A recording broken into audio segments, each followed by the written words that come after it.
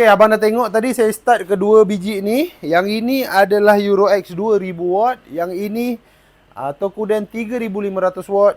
Tapi bukan saya nak cerita dua biji ni.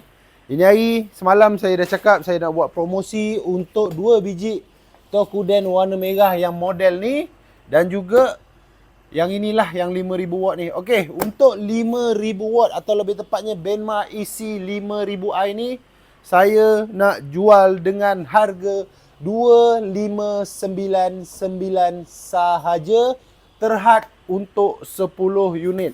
Okey, untuk yang 3500 watt punya harga nanti saya akan buat next video untuk dia punya harga lah.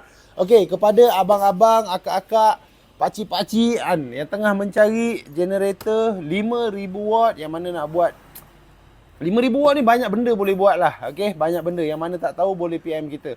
Alright, yang jauh macam biasa, beg kuning untuk video ni memang tak ada. Yang mana yang jauh abang boleh PM saya. Kita akan uruskan macam mana postage di macam mana pengurusan postage ke apa, kita akan uruskan nanti. Okay, yang mana nak tengok depan mata boleh terus datang kedai yang bertempat di Taman LTLT Bukit Jalil lah. Alright, kalau ada sebarang pertanyaan mengenai video ni boleh PM saya atau boleh tinggalkan komen kat bawah. Kita jumpa lagi untuk next video. Assalamualaikum.